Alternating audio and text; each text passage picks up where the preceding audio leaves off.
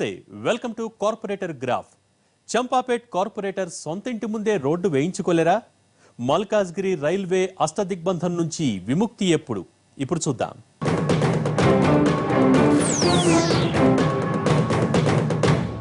ఆ division railway గేట్లతో అష్టదిగ్బంధమైంది.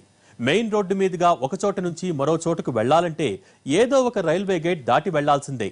సంవత్సరాలు గడుస్తున్నా, ఎన్ని ప్రభుత్వాలు మారుతున్నా, ఎందరూ పాలకులు వచ్చి వెళ్తున్నా ఆ డివిజన్ ప్రజల కష్టాలు మాత్రం తీరటం లేదు.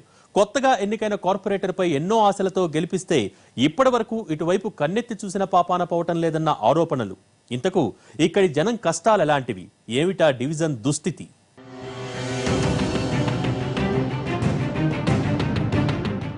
మల్కాజ్గిరి సర్కిల్ పరిధిలో ఉంది డివిజన్ నెంబర్ 140. మల్కాజ్గిరి డివిజన్ ఇటు డివిజనే కాదు, అటు అసెంబ్లీ, పార్లమెంట్ సైతం ఈ పేరు మీదే ఉన్నాయి. ఎమ్మెల్యే చింతల కనకారెడ్డి కాగా ఎంపీ మల్లారెడ్డి, ఎమ్మెల్సీ మైనంపల్లి హనుమంతరావు ప్రాతినిధ్యం వహిస్తున్న ప్రాంతం కూడా ఇదే. నిన్న మొన్నటి వరకు సఫిల్గూడ, ఓల్డ్ మల్కాజ్గిరిగా పేరుగాంచింది ఈ డివిజన్. డీలిమిటేషన్లో కొన్ని ప్రాంతాలను కలిపి మల్కాజ్గిరి పేరిట కొత్తగా ఏర్పడింది. డివిజన్లో సుమారు 56,000 జనాభా ఉన్నారు. గతంలో సఫిల్గూడ కార్పొరేటర్గా నీరుగొండ మంజుల ఉండేవారు. కొత్త డివిజన్ కు మంజుల భర్త నీరుగొండ జగదీశ్వర్ గౌడ్ కార్పొరేటర్ గా ఎన్నికయ్యారు. టీడీపీ అభ్యర్థి విజయ్ కుమార్ యాదవ్ పై 4,367 ఓట్ల మెజార్టీతో గెలుపొందారు జగదీశ్వర్ గౌడ్.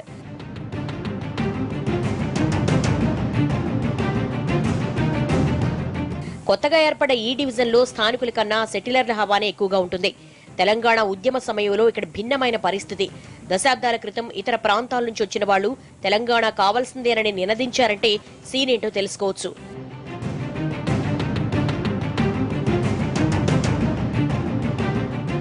మల్కాజ్గిరి ప్రాంతంలో ప్రధానమైన సమస్య రైల్వే గేట్లు, అండర్ బ్రిడ్జి కొరత. వీటితో పాటు కుంచుకుపోయి గుంతలమయమైన రోడ్లు, డ్రైనేజీల లేమి, ఫుట్పాత్ల ఆక్రమణ, చెత్తా చెదారం, అభివృద్ధికి ఆమడ దూరంలో ఉన్న స్లమ్ ఏరియాలు. మల్కాజ్గిరి సికింద్రాబాద్ రోడ్లో మిలిటరీ ఏరియా కూడా ఉంది. దీంతో రాత్రిపూట రాకపోకలకు ఇబ్బందిగా మారింది. ఇవి చాలదన్నట్టు అరకొర మంచినీటి సరఫరాతో జనం తీవ్ర ఇబ్బందులు పడుతున్నారు. ఎన్నికల సమయంలో వీటన్నిటిని పరిష్కరిస్తామని మాటించిన జగదీశ్వర్ గౌడ్ ఆ మాటే మరిచినట్లు కనిపిస్తున్నారు. రెగ్యులర్ గా దోమల ఫాగింగ్ మాకు ఎవరెవరైతే ఆల్రెడీ వాళ్ళకు మాకు షెడ్యూల్ ఇస్తారు. ప్రతిరోజు 1 వీక్ షెడ్యూల్ ఇస్తారు. ఈ రోజు ఇక్కడ ఆ షెడ్యూల్ ప్రకారం చేస్తుంటారు. దోమల మందు కూడా ఏడు ఏం చేయాలి మరి, తప్పదు కదా. మా దగ్గరకు వస్తేగా మాట్లాడడానికి రాలేదు. ఓట్ల కాలు మొక్కేది ఒకటే తక్కువ. దగ్గర 1.5 month అవుతుంది. చేస్తురు, చూస్తురు, ఎవరో ఒక 2 లేబర్ పెడుతురు, వెళ్ళిపోతారు. కాబట్టి మాకు ఎంత ఈ దారిలో పోవడానికి మెయిన్ రోడ్ ఇదే, అదొకటి ప్రాబ్లం. మాకు చాలా రోజుల నుంచి అట్లనే పెట్టేస్తారు. ఈ వాటర్ కూడా ఎందుకంటే కంటామినేట్ అయిపోతున్నాయి. ఈ డ్రైనేజ్ లైన్ దాంట్లో మిక్స్ అయిపోయి వాటర్ సరిగా రాకపోవడము అంతా వస్తుంది, ప్రాబ్లం ఉంది. డ్రైనేజీల పునర్నిర్మాణం, మంచినీటి పైప్ లైన్లు, సీసీ రోడ్ల నిర్మాణం, మెయిన్ రోడ్ల రిపేర్లతో పాటు అర్హులకు సంక్షేమ పథకాల వర్తింపు చేయించాలని అంటున్నారు. డివిజన్ అభివృద్ధికి తనవంతుగా కృషి చేస్తున్నారని చెప్పుకొస్తున్నారు. మాక్సిమంగా ఇవాళ యూజీడీలు అన్నీ క్లోజ్ అయినాయి. కానీ ఇంకా మనకి పాపులేషన్ పెరుగుదల వల్ల మళ్ళీ ఇప్పుడు మనం అన్ని 10 inches పైప్ లైన్లు వేయడం జరిగింది. ఇలా పాపులేషన్ పెరగడంతో మళ్ళీ కూడా తక్కువ అమ్ముతో అన్ని 1 feet డ్రైనేజ్ కూడా వేస్తున్నాం.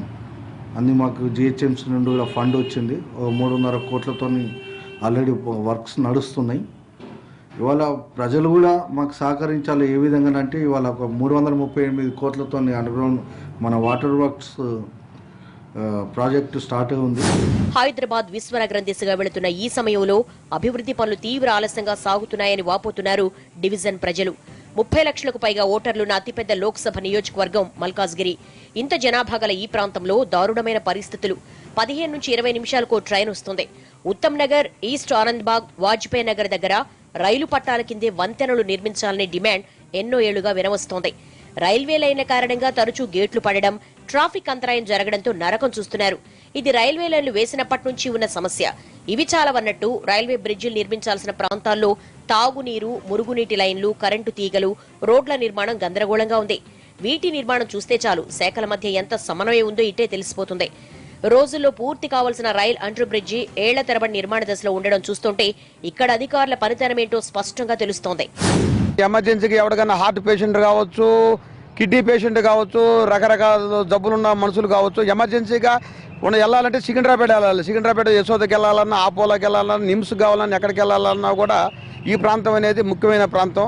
ఈ రహదారి మీద ఇంకో ఎక్స్టెన్షన్ చేసుకొని దీని మీద ఒక ఫ్లైఓవర్ లాంటిది ఏదైనా ఏర్పాటు చేసుకోవాలనేది చేయాల్సింది పోయి ఏఓసి బంద్ చేయడం అనేది మాత్రం ఇది మంచి పద్ధతి కాదు.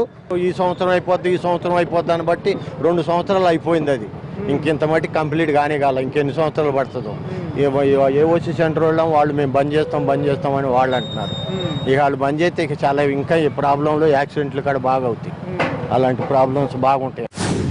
రైల్వే చక్రబంధంలో ఉన్న మల్కాజ్గిరి ప్రాంతాన్ని విముక్తి కల్పిస్తామని మంత్రి కేటీఆర్ తమకు హామీ ఇచ్చారు.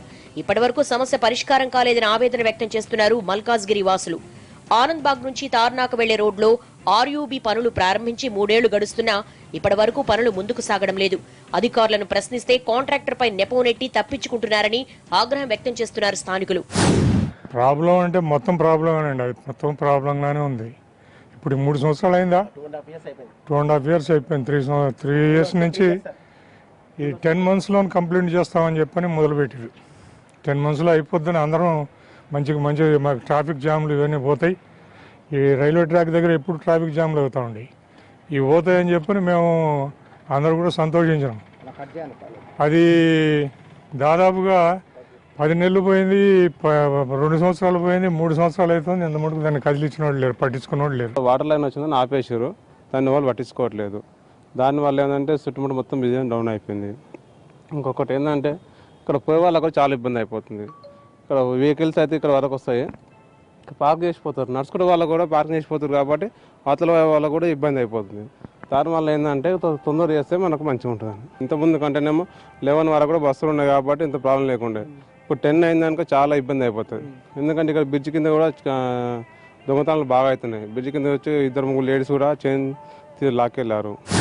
డివిజన్లో రోడ్లు గుంతలు పడే అధ్వానంగా ఉన్నమాట నిజమేనని, వీటితో పాటు ఏఓసీ రోడ్లు మూసివేతపై ప్రజలు ఆందోళన చెందిన అవసరం లేదని ఇప్పటికే రక్షణ శాఖ మంత్రితో ముఖ్యమంత్రి కేసీఆర్తో చర్చిస్తున్నానని అంటున్నారు కార్పొరేటర్. ఆల్టర్నేట్ రోడ్లు పూర్తయ్యే వరకు గేట్లు మూయకుండా చూస్తామని చెబుతున్నారు. మల్కాజ్గిరి సర్కిల్లో 338 కోట్ల ప్రపంచ బ్యాంకు నిధులతో మంచినీటి పథకానికి సీఎం శంకుస్థాపన చేయడంతో పనులు వేగంగా జరుగుతున్నాయి. ఈ పనుల వల్ల ప్రజలకు ఇబ్బందులు కలుగుతున్నాయని అంటున్నారు. డబుల్ బెడ్రూమ్ ఇళ్ల కోసం దరఖాస్తులు వస్తున్నాయని, డివిజన్లో ప్రభుత్వ స్థలం లేదని పరిశీలన చేస్తున్నామని అంటున్నారు. డబుల్ బెడ్రూమ్ అనేది మా మల్కాజ్గిరిలో మాకు గవర్నమెంట్ ప్లేస్ ఎక్కడ లేదు. మేము మా ఎమ్మెల్యే గారికి చెప్పాము.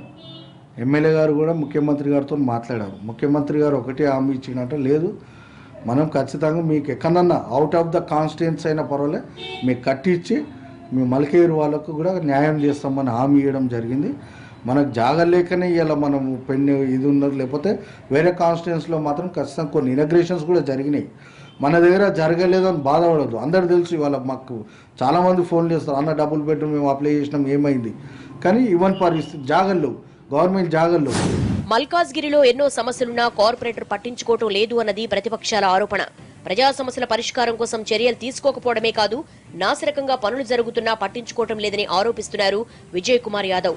బోనాల సందర్భంగా గుంతలమయమైన రోడ్లకు తారేసి మమ అనిపిస్తున్నారు. డ్రైనేజీలు సక్రమంగా లేకపోవడంతో మంచినీటిలో డ్రైనేజ్ నీరు కలిసి సరఫరా చేస్తున్నారని ఆగ్రహం వ్యక్తం చేస్తున్నారు ప్రత్యర్థులు. వార్డులో తిరిగినంత మాత్రం కాదు కదా, వార్డు మొత్తం డెవలప్మెంట్ చేయాలి. వార్డులో తిరిగితే అయిపోతుంది. ఏదో దావత్కి, పెళ్లికి, డిన్నర్లకు కూడా తప్పితే వార్డులో తిరిగి పని ఇప్పుడు చేపిస్తున్నా ఇమ్మీడియట్ యాక్షన్ అనేది ఏం లేదు. ఎప్పటికప్పుడు చేపించేది అనేది ఏం లేదు. చేస్తున్నాం. ఇప్పుడు మరమ్మతులు చేస్తున్నారు. ఖాళీ బోనాలు మట్టుకే మరమ్మతులు అవుతున్నాయి, వేరేది ఏం లేదు. ఖాళీ పైన పోయడం తప్ప వేరేదేం లేదు. పెద్ద నెత్తి నొప్పి. అది ఎంత జల్దీ అవుతా అంత మంచిది. కానీ ఇక అంతా ఎవడ ఏ లీడర్ పోయినా ఆడేదో ఆ కాంట్రాక్టర్ ఏదో మొత్తం చెప్పడం తర్వాత అది మళ్ళీ పని ఆగిపోవడం తప్పితే వేరేదేం చేయదు. ఆర్యూబీ కూడా ఎవడు పోతే ఏ లీడర్ పోయినా, లోకల్ లీడర్ పోయినా పోతుండు, వస్తుండు, తీసుకుంటుండు, వస్తుండు. అంతే తప్పితే ఆ ఆర్యూబీ వర్క్ స్టార్ట్ అవుతలేదు, నడుస్తలేదు.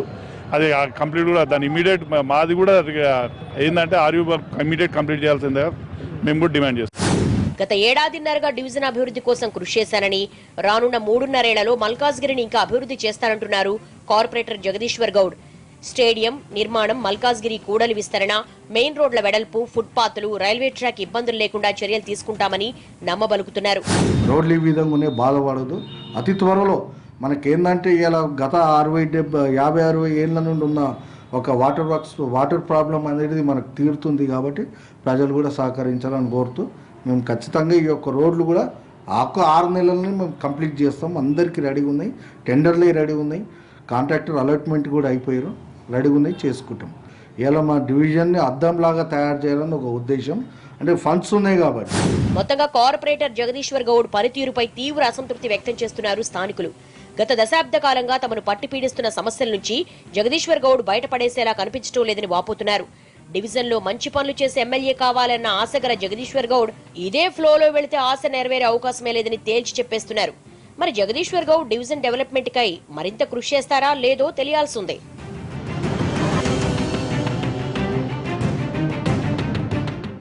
కార్పొరేటర్ గ్రాఫ్ లో షార్ట్ బ్రేక్ తీసుకుందాం.